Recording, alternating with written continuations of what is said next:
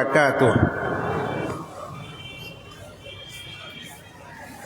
إن الحمد لله نحمده ونستعينه ونستغفره ونعوذ بالله من شرور أنفسنا ومن سيئات أعمالنا.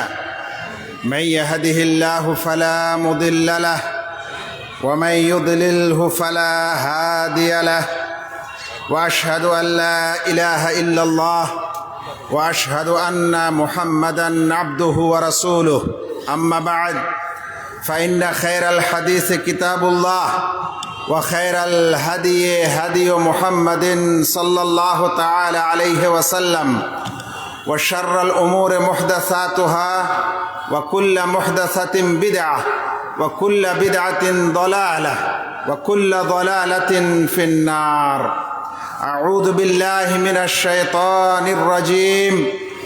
بسم الله الرحمن الرحيم. ومن يكفر بالإيمان فقد حبط عمله وهو في الآخرة من الخاسرين.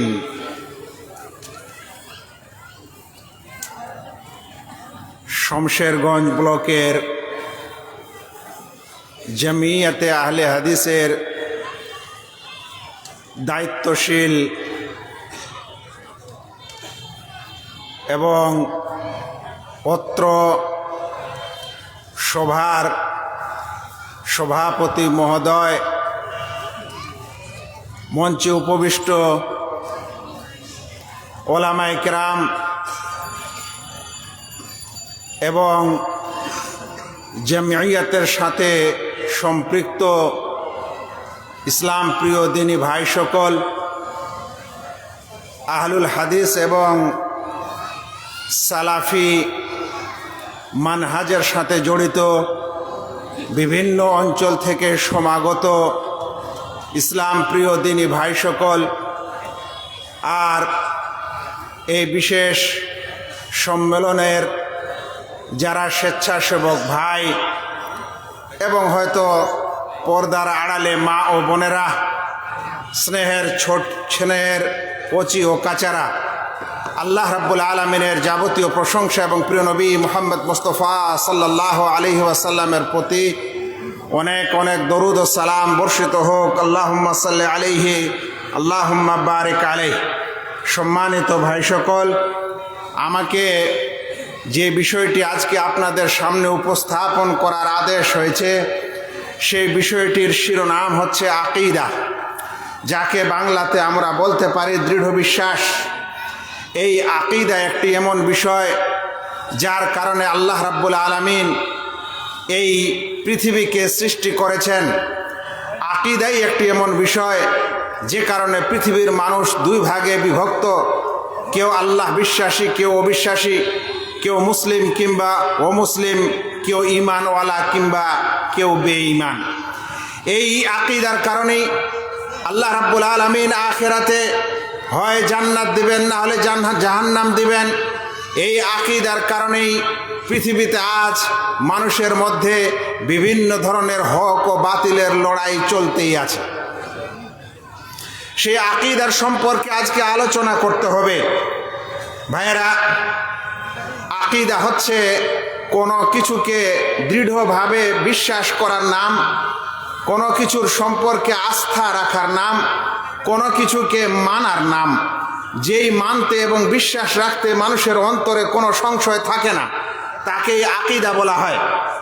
কিন্তু সহি আকীদা হচ্ছে যে আকীদা আমাদের প্রিয় নবী মুহাম্মদ মুস্তাফা সাল্লাল্লাহু আলাইহি ওয়াসাল্লামের ছিল, সাহাবায়ে কেরামের ছিল, এবং 3 স্বর্ণ যুগের মুসলিমরা যে সকল আকীদা পোষণ করতেন, সেটাকেই সহি আকীদা বলা হয়। ভাই সকল, আকীদার বিষয়ে বুঝার জন্য সংক্ষিপ্ত আকারে আমি 2-1টি উদাহরণ দিব। কোনো ব্যক্তিকে যদি জিজ্ঞাসা করা হয় আল্লাহ কোথায় আছেন, সে যদি বলে আল্লাহ সব স্থানে আছে। আর একজন মানুষকে যদি জিজ্ঞাসা করা হয় আল্লাহ কোথায় আছেন, সে যদি বলে আল্লাহ রাব্বুল আলামিন সপ্ত আকাশের উপরে আরশে সমুন্নত। তাহলে দুটাই আকীদা, এটাও একটা বিশ্বাস, এটাও একটা বিশ্বাস, কিন্তু একটা হচ্ছে ভুল বিশ্বাস, বাতিল আকীদা, আর একটা হচ্ছে সহি বিশ্বাস, সঠিক আকীদা। আপনাকে যদি জিজ্ঞাসা করা হয়, আচ্ছা মৃত্যুর পরে মানুষের আত্মা কি পুনরায় পৃথিবীতে ফিরে আসবে, তো কিছু সংখ্যক মানুষ পাবেন যে হ্যাঁ ফিরে আসে। এমনকি তারা শবে বরাতের দিনে রাতে বিশেষ খাবার আয়োজন করে আত্মার অপেক্ষায়ও থাকে। আবার কিছু মানুষ বলে যে পৃথিবী থেকে যারা বিদায় নেয় তারা আবার জীবজন্তুর আকারে পৃথিবীতে পুনরায় ফিরে আসে।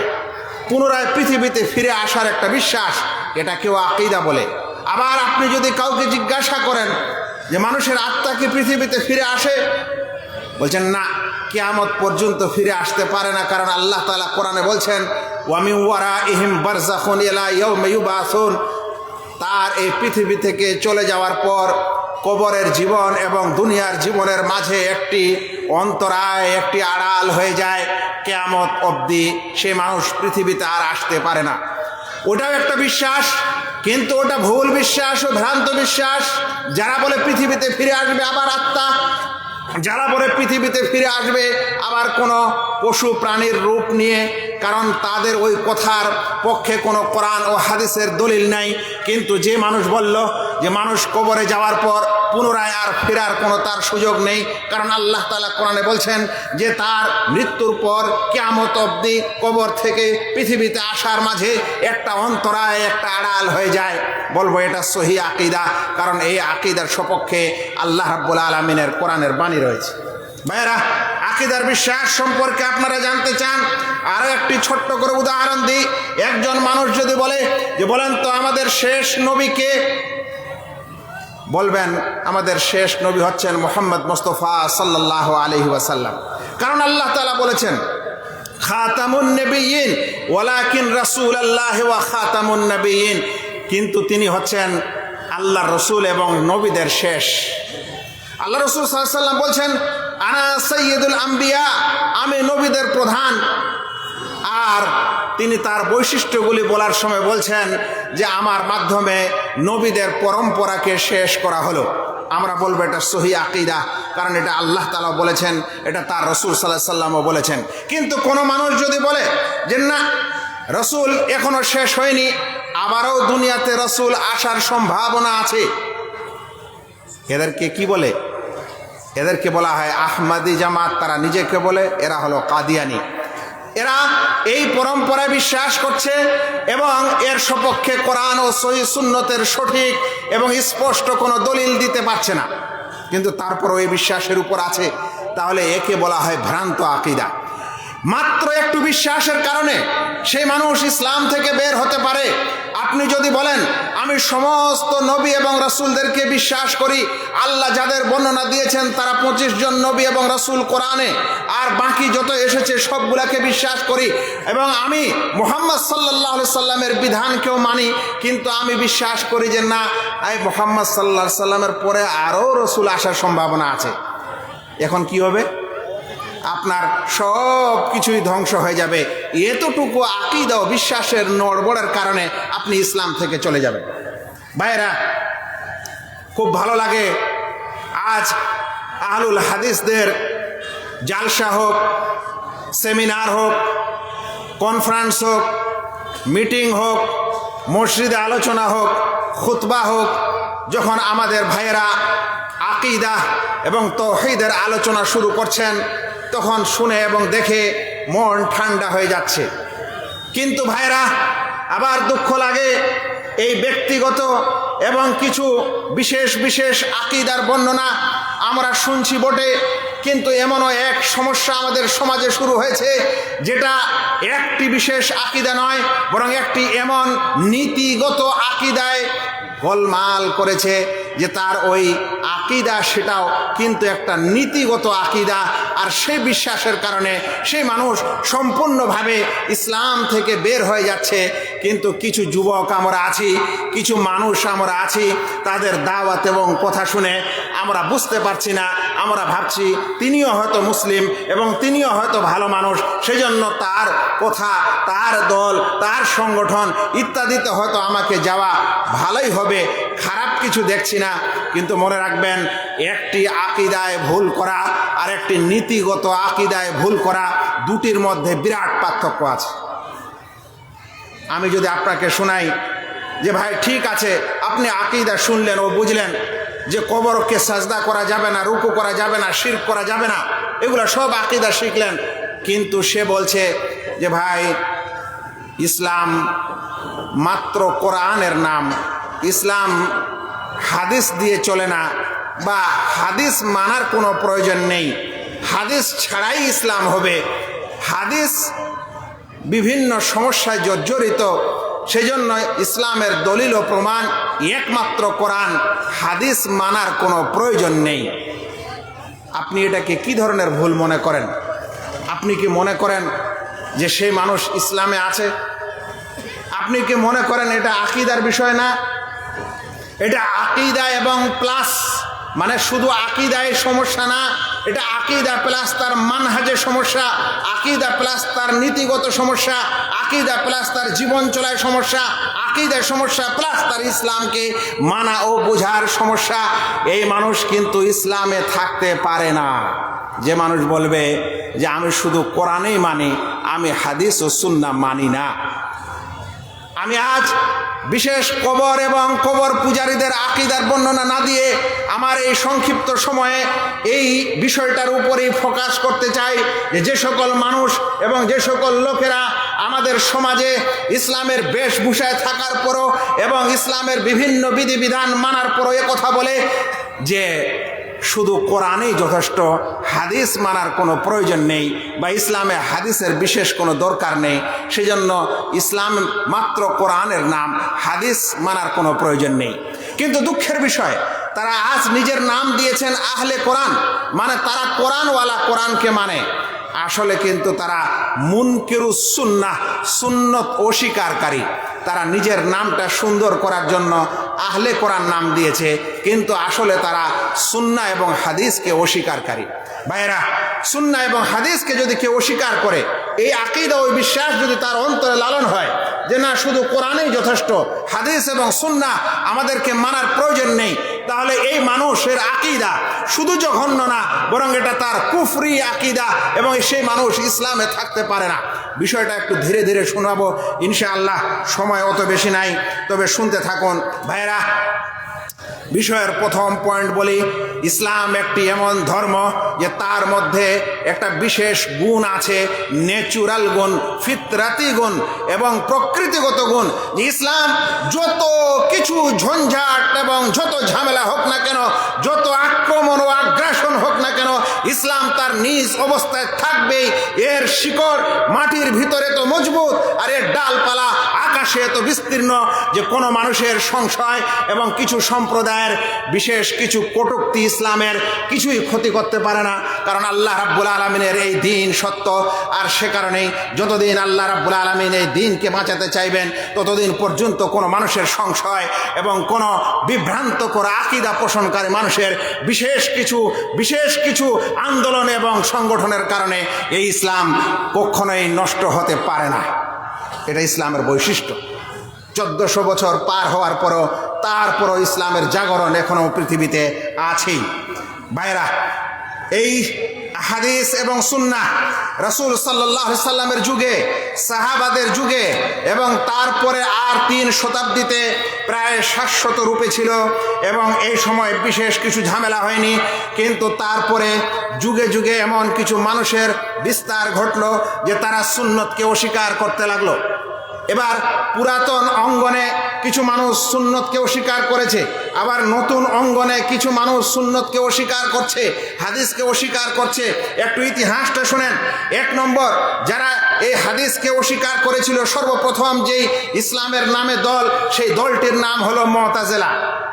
এই মুতাজিলি সম্প্রদায়, তারা সবসময় হাদিসগুলিকে বিবেক দিয়ে, রায় দিয়ে, যুক্তির সামনে দাঁড় করিয়ে তার তুলনামূলক তারা আলোচনা করত, এবং যেই হাদিস তাদের যুক্তির সাথে মিলত না, তারা সেই হাদিসকে অস্বীকার করে দিত। কথাটা বুঝলেন? এটা কে ছিল? এটার নাম ছিল মুতাজিলি সম্প্রদায়। একটি কথা এখানে বলতে ভালো লাগবে, সময় নাই, বিশ্লেষণ করা যাবে না। যত বিদআতি দল আছে পৃথিবীতে সবার একটা নীতি আছে, সেটা হলো তারা নিজের যুক্তিকে কোরআন ও হাদিসের মোকাবেলায় দাঁড় করায়। আর যদি যুক্তিতে সেটা খাটে তাহলে বলে এটা ঠিক আছে, যুক্তিতে মানে না তাই বলে এটা চলে না। এরকম যুক্তি দিয়ে হাদিসকে প্রত্যাখ্যান করেছিল যে দল, সেই দলটার নাম হলো মুতাজিলি। এবার চলেন দ্বিতীয় যেই দল যারা হাদিসকে প্রত্যাখ্যান করেছিল, তারা ছিল ওই সম্প্রদায় যারা সাহাবায়ে কেরামের একটা বিরাট দলকে কাফের বলেছিল। এই দলের নাম হচ্ছে খাওয়ারেজ বা খারেজি সম্প্রদায়। তাহকিমের ঘটনার পর একদল মানুষ সাহাবাদের দল থেকে বের হয়ে বলল আল্লাহ ছাড়া কারো বিধান মানা যাবে না। এই সকল সম্প্রদায়কে বলা হতো খারেজি। এই খারেজি সম্প্রদায় সাহাবাদেরকে কাফের বলে দিল। যখন কাফের বলে দিল, তাহলে সাহাবারা যে সকল রাসূল সাল্লাল্লাহু আলাইহি ওয়াসাল্লামের কথা ও হাদিস বর্ণনা করবে সেগুলো কি আর মানা যাবে? এবার তৃতীয় সম্প্রদায় সম্পর্কে শুনেন, তারা হচ্ছে রাফেজি, খারেজি এবং শিয়ারা। এরা কি জিনিস? এরা বলল, যারা আলী রাদিয়াল্লাহু তাআলা আনহুকে প্রথমে খলিফা নির্বাচন করল না, বরং আবু বকর, উমর ও উসমানকে প্রাধান্য দিল, বাকি সকল সাহাবারা ওদের কথায় এরা মুনাফিক হয়ে গেছে। এমনকি তারা কাফের হয়ে গেছে, মুরতাদ হয়ে গেছে। মুষ্টিময় কয়েকজন সাহাবী ছাড়া রাফেজিরা সমস্ত সাহাবাদেরকে কাফের মনে করে। এখন বলেন, যদি কেউ কাউকে কাফের মনে করে তাহলে তার হাদিস কি নেওয়া যাবে? আপনারা শুনে অবাক হবেন, শিয়াদেরও হাদিসের বই আছে, কিন্তু তাদেরকে যদি বলেন যে বুখারী ও মুসলিমের হাদিস আপনারা মানতে পারেন না বা মানা যায় না কি, তারা বলে যতক্ষণে কোনো সনদে কোনো শিয়া রাবি বর্ণনাকারী না থাকে ততক্ষণে আমরা সেই হাদিসকে সহি মনে করি না। এই জন্য সুন্নতের সমস্ত ভান্ডার যেটা আমাদের কাছে আছে, এটা রাফেজি ও জাফেজিরা এবং শিয়ারা এটাকে অমান্য করে, মানেই না। তাদের কাছে বুখারী মুসলিম কোনো দাম নেই। ভাই সকল, এরপরে যে সকল লোকেরা নতুন আঙ্গিকে সুন্নতকে এবং হাদিসকে অস্বীকার করতে শুরু করে, তার মধ্যে একটা দল, একটা সম্প্রদায় ছিল যাদেরকে বলা হয় মুস্তাশরিকুন, যারা পাশ্চাত্য গবেষক বলা যেতে পারে। তারা মুসলিম ছিল না, তারা অমুসলিম ছিল, পাশ্চাত্যের লোক ছিল। তারা ইসলাম সম্পর্কে গবেষণা শুরু করেছিল, আর উদ্দেশ্য ছিল ইসলামকে ক্ষতি করা এবং বিশেষ করে হাদিসের ভান্ডারকে অস্বীকার করা বা হাদিসের ভান্ডারকে কলুষিত করা। এর মধ্যে সবচেয়ে প্রথমে বা সবচেয়ে বেশি যে লোক ভূমিকা রেখেছিল তার নাম ছিল গোল্ড জিহাদ, GOLDZYHER। এর মৃত্যু 1921 সালে। এই ব্যক্তি দার্শনিক এবং তর্কবিদ তথা ইসলামের বহু হাদিসকে সে একত্রিত করার পর এক হাদিসকে আরেক হাদিসের সঙ্গে যা বলা যেতে পারে মতভেদ সৃষ্টি করার জন্য মোকাবেলায় দাঁড় করিয়ে ইসলামের বিরাট এই সুন্নতের ভান্ডারকে অস্বীকার করে এবং মানুষের মধ্যে সন্দেহ ঢুকিয়ে দেয়। আরো আশ্চর্য হবেন, তার সুরে সুর মিলিয়ে মিশরের কিছু বিশেষ চিন্তাবিদ, যাদের ইতিহাস আরবি সাহিত্যে পড়ানো হয়, আমাদের দেশেও পড়ানো হয়, তারাও ওই চিন্তাধারায় উন্মুক্ত, ওই চিন্তাধারায় তারাও নিজের চিন্তা লালন করেছিল। যেমন জামালউদ্দিন আফগানি, যেমন মুহাম্মদ আবদুহু, এবং তাদের আরও যে শিষ্য ছিল আহমদ আমিন, এবং যে ফজরুল ইসলাম লিখেছে, এরপরে গাজালি এবং কারদাবি। এরাও হাদিসকে অস্বীকার করা এবং হাদিসের মধ্যে সমস্যার সৃষ্টি করেছিল। ভাইয়েরা, আরও এদের ইতিহাস অনেক। এরপরে চলে আসলো বিশেষ এক দল এবং লোক ও সম্প্রদায় যারা নিজেকে বলছে আমরা হচ্ছে আহলে কোরআন, মানে কোরআনওয়ালা, কিন্তু আসলে তারা সুন্নতকে অস্বীকারী সম্প্রদায়। এখন পৃথিবীতে তারা নিজেকে আহলে কোরআন বলেই দাবি করে। এই আহলে কোরআনরা কারা? এরা সেই সকল ব্যক্তি যারা বলে যে আল কোরআন আল করিম হুয়াল হুজ্জাতু ফি দীনিল্লাহ ওয়ালা হাজাতা লিল মুসলিমিনা ফিস সুন্নাহ। কোরআনই হচ্ছে ইসলামের দলিল, সুন্নতের কোনো দরকার নেই, হাদিসের কোনো দরকার নেই। তারা এমন সম্প্রদায় যাদেরকে শুনে অবাক হবেন, এই সম্প্রদায়কে আমেরিকার একটা বিশেষ সংস্থা যার নাম হলো র্যান্ড, RAND, র্যান্ড কর্পোরেশন। এটা আমেরিকার এটা ডিফেন্স সিস্টেমের একটা শাখা। বিশেষ করে যখন তারা গালফ যুদ্ধে আমেরিকানরা এসেছিল, এই নবীন মানে আজ থেকে ওই সাদ্দামের যুগ থেকে নিয়ে এখন পর্যন্ত যারা এই মিডল ইস্টে ঘুরে বেড়াচ্ছে আমেরিকার বিশেষ সেনাবাহিনী, এদের বিশেষ পর্যালোচনায় একটা সংগঠন এবং একটা বিশেষ সংগঠন কাজ করছে, যার সংক্ষিপ্ত নাম হচ্ছে র্যান্ড কর্পোরেশন। আর তারা এই আহলে কোরআনের জন্য এবং আহলে কোরআনকে সাহায্য করে যাচ্ছে। এদের কি পরিকল্পনা আছে সেগুলার কিছু বর্ণনা দিতে হবে, কিন্তু তার আগে আরও কিছু কথা শুনাই। এবার শুনেন, এই সব লোকেরা যারা নিজেকে মডারেট এবং আহলে কোরআন বলে, তাদেরকে যারা সাহায্য করে থাকে তারা হচ্ছে ওই সকল পাশ্চাত্য দেশের লোকেরাই, কারণ ওদের উদ্দেশ্য কিছু আলাদা, যেটা একটু পরে বলবো। ভাইরা, এখন শুনছিলেন আপনারা যে হাদিস অস্বীকার করেছে যুগে যুগে অনেক সম্প্রদায়। এবার আমাদের জানতে হবে যে যারা হাদিসকে অস্বীকার করে তাদের বিধান কি, ওদের সম্পর্কে ওলামায়ে কেরাম কি বলেছেন। যারা বলে শুধু কোরআন মানতে হবে, হাদিস ও সুন্নত মানতে হবে না, তাদের সম্পর্কে আমাদের সালাফ সালেহীন এবং ওলামায়ে কেরামরা কি বলেছেন সেটা একটু শুনেন। প্রথম কথা, আবু আইয়ুব আস-সাখতিয়ানি তিনি বলছেন, ইদা হাদ্দাসতার রাজুল বিসুন্নাহ, যদি আপনি কোনো মানুষকে সুন্নত শুনান মানে হাদিস শুনান, ফাকালা, আর ওই ব্যক্তি যদি বলে দা'না মিন হাদা, হাদিসটা ছাড়ো, ওয়া আমবিনা আনিল কোরআন, এবং কোরআনে কি আছে তাই বলো, ফাআলাম আন্নাহু যাল্লুন মুদিল্লুন, তাহলে জেনে রাখিও এ হচ্ছে পথভ্রষ্ট এবং পথভ্রষ্টকারী। এই কথাটিকে ইমাম বাইহাকি তার মাদখালে মিফতাহুল জান্নার বরাতে আমি লিখেছি 39 নম্বরেতে। তাহলে কোনো মানুষকে যদি হাদিস শোনান আর সে যদি বলে তোমার হাদিস ছাড়ো কোরআন আনো, তাহলে ভাববেন এ হচ্ছে পথভ্রষ্ট নিজে এবং অপরকে পথভ্রষ্টকারী।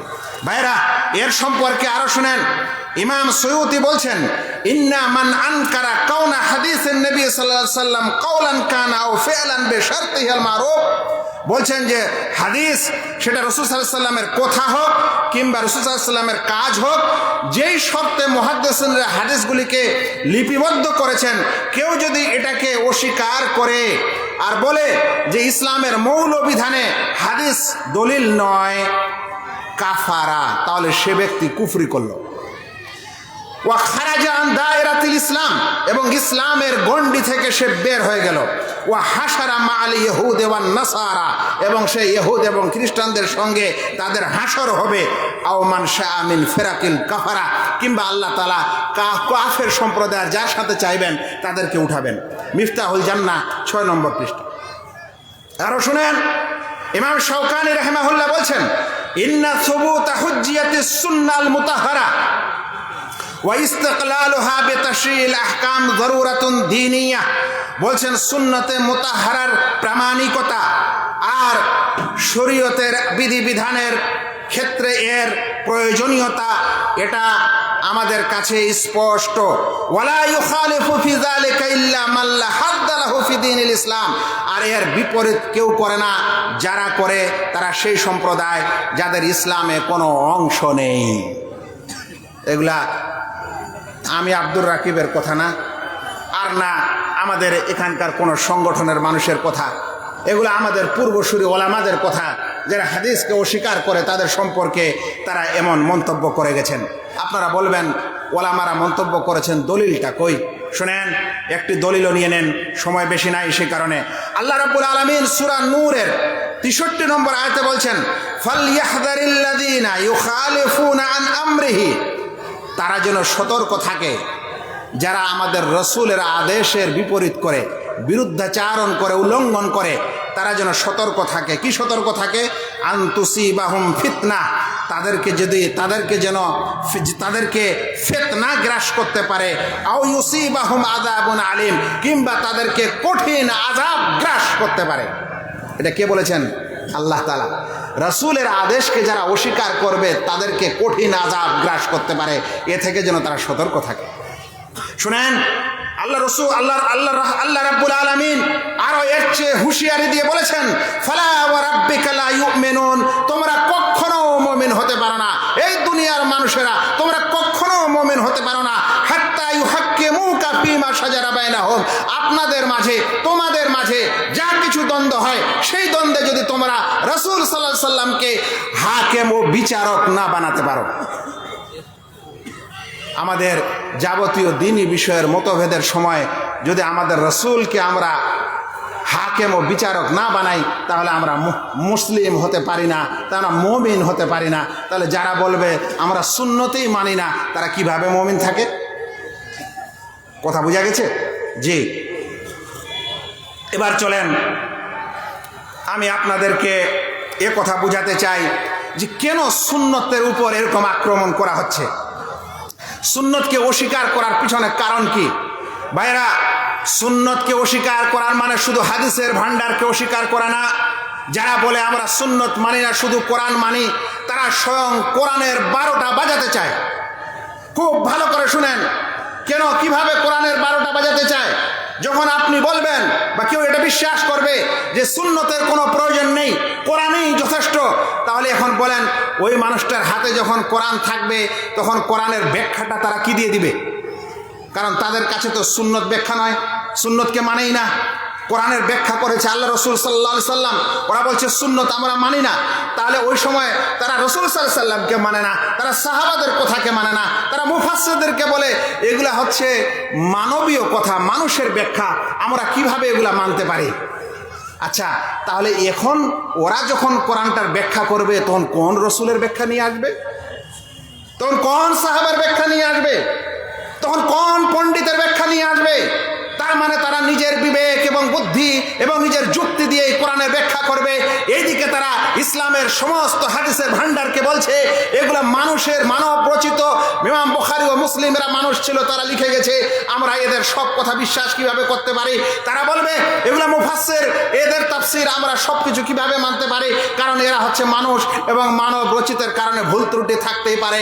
অন্যদিকে এগুলা সব অস্বীকার করলো, তারপরে কোরআনের ব্যাখ্যা নিজে নিজেই দিতে লাগলো। তাহলে বলেন, হাদিসের অস্বীকার করলে শুধু হাদিসেরই সমস্যা আছে না সম্পূর্ণ কোরআনের সমস্যা তারা নিজে সৃষ্টি করে? সম্পূর্ণ কোরআনের সমস্যা তারা নিজে সৃষ্টি করে। আল্লাহু আকবার। এই কারণে এই হাদিস অস্বীকার করাটা শুধু হাদিস অস্বীকার করা নয়, বরং এর সাথে সাথে এই ইসলামের সম্পূর্ণ ভান্ডারকে এবং সম্পূর্ণ ইসলামকে ধ্বংস করা, এর পিছনে বিরাট রহস্য। আমি একটু আগে বলছিলাম, আমেরিকার বিশেষ সংস্থা র্যান্ড কর্পোরেশন তারা বিশেষ একটি রিপোর্ট বের করেছে 2004-এ, এবং সেই 2004-এর রিপোর্টে তারা কিছু কথা লিখেছে এবং আরব সমাজে যারা আহলে কোরআন দাবি করে তাদের কিছু তথ্য দিয়ে, কিছু উক্তি দিয়ে এটা বিশেষ ব্যাখ্যা বিশ্লেষণ বের করেছে। সেই ব্যাখ্যা বিশ্লেষণের সারাংশ হচ্ছে যে পৃথিবীতে আমাদেরকে বিল্ডিং মডারেট মুসলিম নেটওয়ার্ক তৈরি করতে হবে। কথাটা ভালো করে শুনেন, আমি তাদের ওয়েবসাইট থেকে তথ্যটা তুলেছি। Building moderate Muslim network, moderate Muslim তৈরি করতে হবে, লিবারেল মুসলিম তৈরি করতে হবে। এই লিবারেল মুসলিমরা কারা? বলছে পৃথিবীতে 2 সম্প্রদায় মাত্র লিবারেল মুসলিম হিসাবে আসতে পারে। একটা তারা যারা মুসলিম হওয়ার পর বলে যে কোরআন সুন্নাহ যে আমাদেরকে মানতেই হবে, আমরা মানতে বাধ্য, এটা জরুরি না। এই সম্প্রদায়কে পৃথিবীতে আগে বাড়াতে হবে। আর দ্বিতীয়টা হচ্ছে সুফিজমকে তারা কটাক্ষ করে এক জায়গায় লিখেছে যেটা ওই সম্প্রদায় যারা কবরে নামাজ পড়ে। কথাটা বুঝলেন ইঙ্গিতে?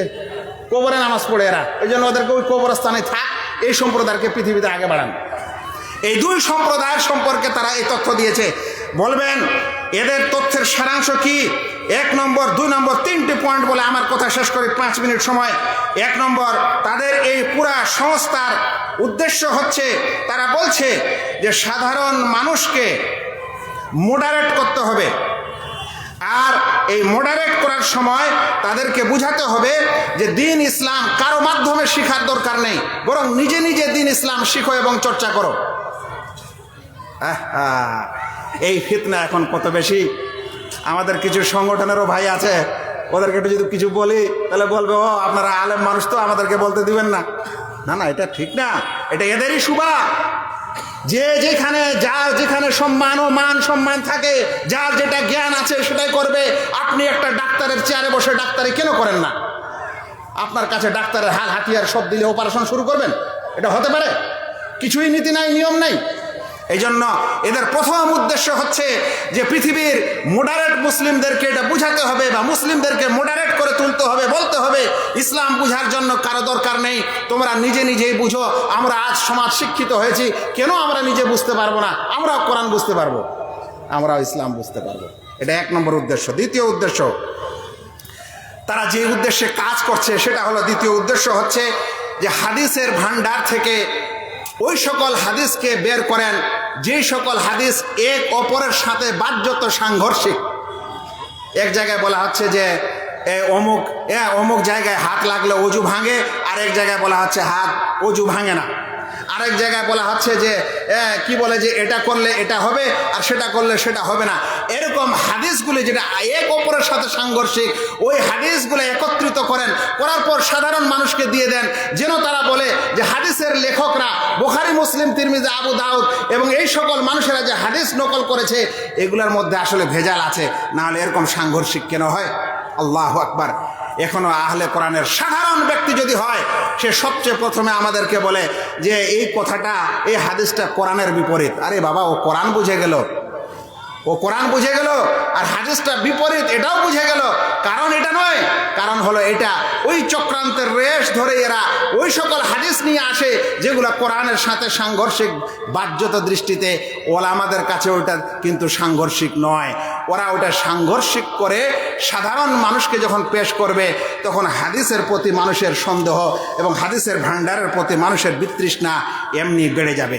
তৃতীয় জিনিস, আর একটি বিশেষ স্কিমে তারা কাজ করছে, সেটা বলতে চাচ্ছে যে ফোকাহা এবং ওলামা যারা ইসলামের বিধিবিধানকে কোরআন ও হাদিস থেকে অন্বেষণ করে সমাজকে দিয়েছেন, এরকম ফোকাহা আবার তৈরি করতে হবে। এমনি সাধারণ কথাটা ভালো, এই জন্য পৃথিবীতে আনাচে কানাচে এখন সবাই ফতোয়া দিতে শুরু করেছে। সবাই ফতোয়া না, মনে রাখবেন, একটা সাংগঠনিক জীবন, একটা জামাতি জীবনের একজন মুফতি হয়। আপনারা যেখান থেকে ফতোয়া দিবেন না, নচেত সমাজে বিরাট একটা বিভ্রান্তকর পরিস্থিতি সৃষ্টি হয়। এই জন্য আমাদের এই সমাজে ফতোয়া বোর্ড এবং মুফতির নির্ধারণ করাও জরুরি হয়েছে। নচেত এরকম চারিদিক থেকে ওই কচুরি পানার মতো যেখান সেখান থেকে মুফতি বের হবে আর চারিদিকে ফতোয়া চলবে। এই সাহায্য করছে আমেরিকান এই সংস্থা।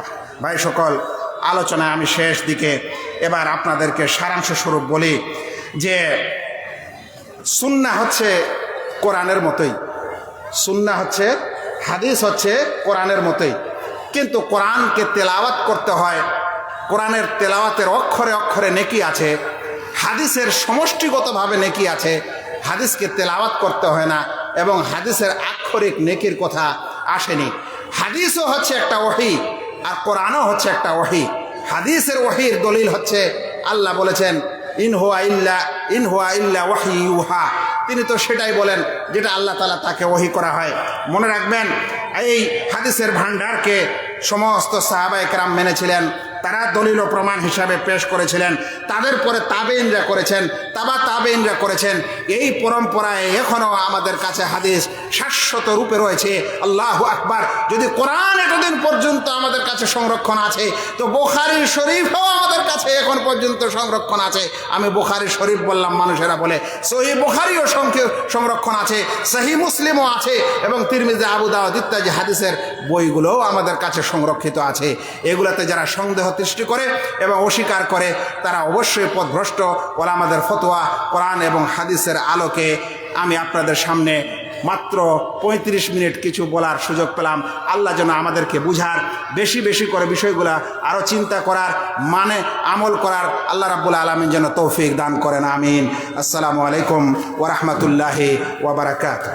ওয়া আলাইকুম আসসালাম ওয়া রাহমাতুল্লাহি ওয়া বারাকাতুহু। আলহামদুলিল্লাহ, আমরা এখন পর্যন্ত শাইখের কাছ থেকে তার জ্ঞানগর্ভ আলোচনা শুনছিলাম। তিনি পথভ্রষ্ট দল বই সম্পর্কে বলছিলেন। বর্তমানে আমাদের এলাকায় একটা পথভ্রষ্ট দল এবং হাদিস অস্বীকারী দল ভাষা ছাড়া দিয়েছে।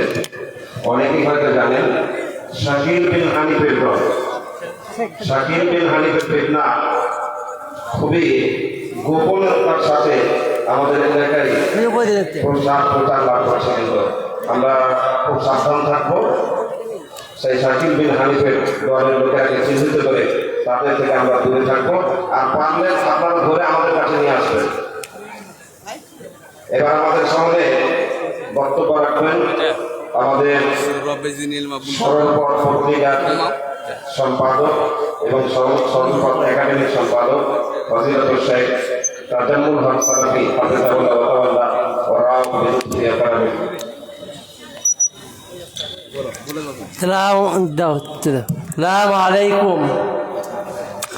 রব্বি জিনিলমা, হে আল্লাহ আমাদের জ্ঞানকে বাড়িয়ে দাও, আমরা নামাজ রোজা পড়তে পারি। সালাম আলাইকুম।